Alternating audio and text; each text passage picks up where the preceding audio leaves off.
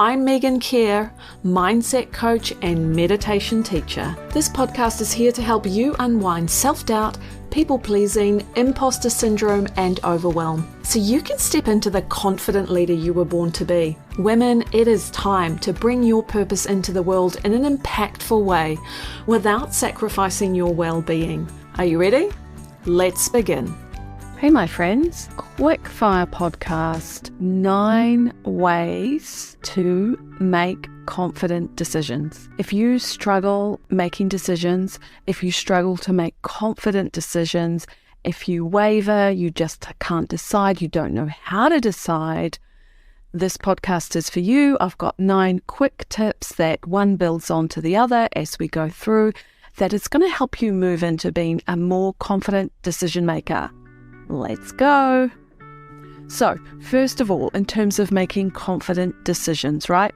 We need to know our long-term goals or intentions, and that's both with our business and in our life. If we have our North Star, if we know where we're headed, then we make decisions based upon alignment with that intention for our future.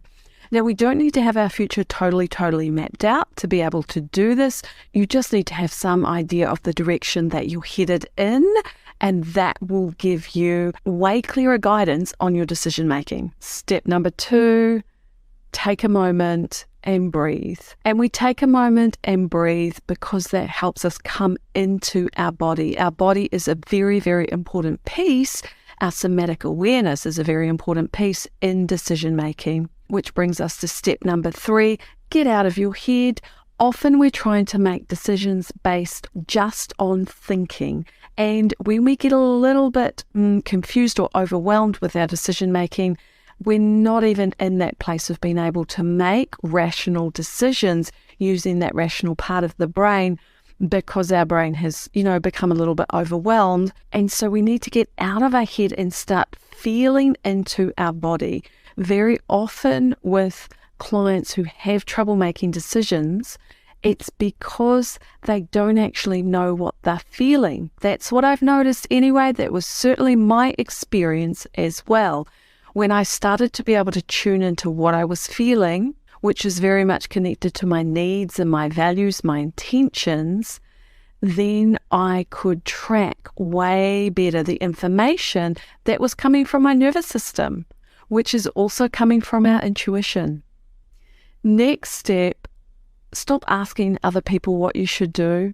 Everyone you ask about what you should do or what direction you should take, what decision you should make, is basing their decision, well, hopefully on what they think is going to be good for you, but also they're going to be basing their decision on what their life goals are, what their values are, plus a whole lot of other unconscious stuff.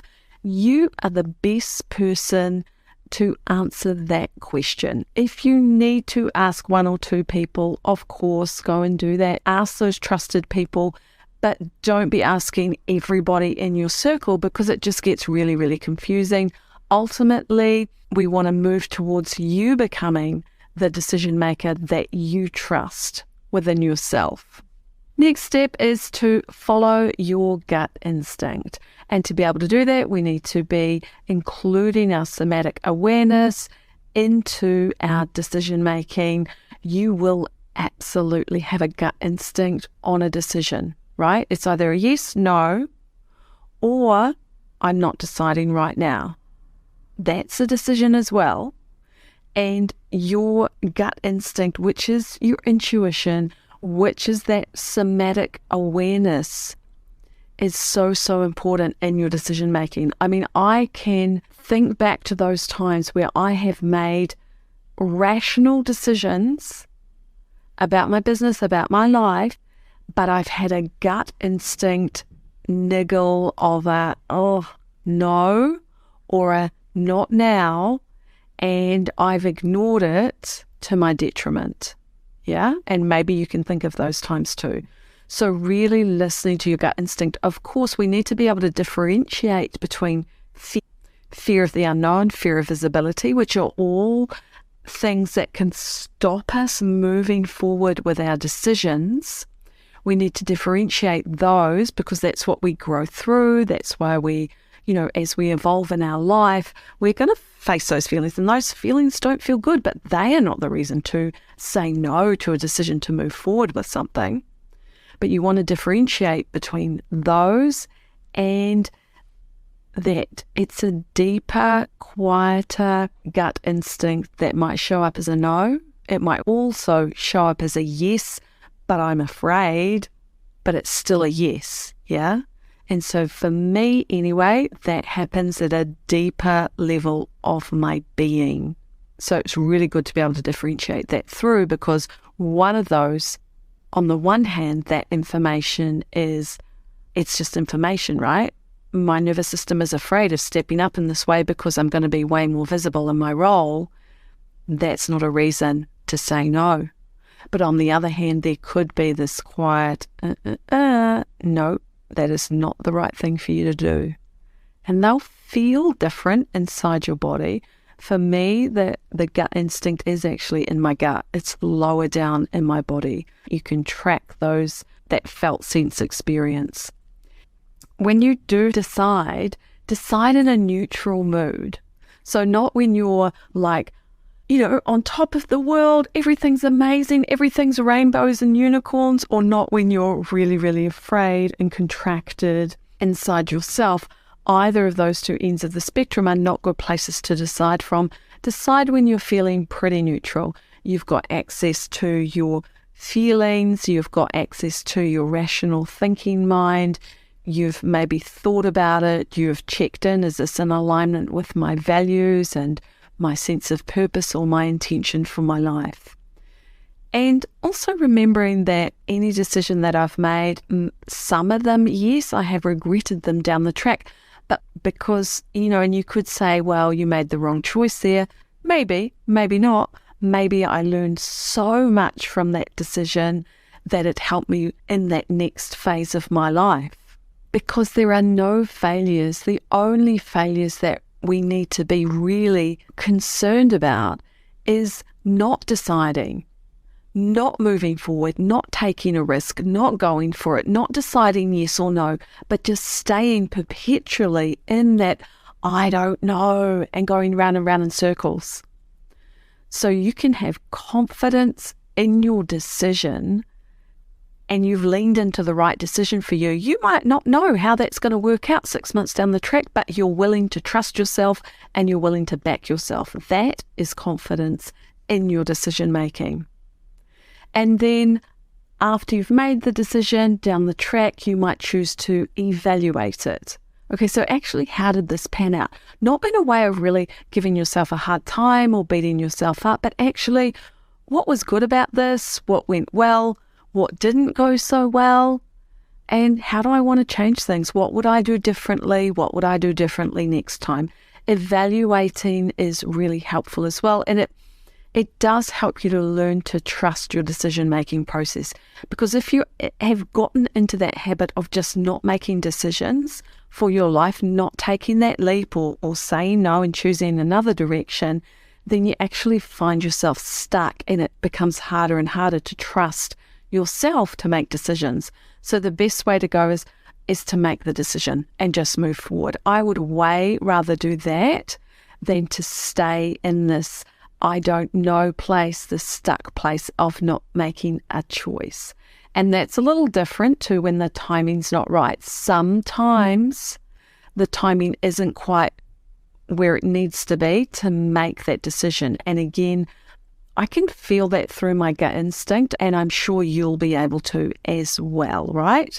Sometimes it's about right timing with our decision making. So that's a stepwise method of how I've learned to make decisions, how I've learned to trust my decisions.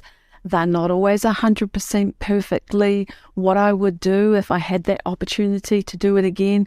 But that's life. I don't dwell on it. I take the learnings from it and move on to the next piece. So in summary, it is know your long-term intentions, have some kind of sense of what they are, breathe, get out of your head if you need to, if you're overthinking it, feel into your body. What does your somatic awareness tell you? What is that gut instinct. Differentiate between gut instinct and fears that don't need to hold you back. Those fears are just showing you what you're growing into.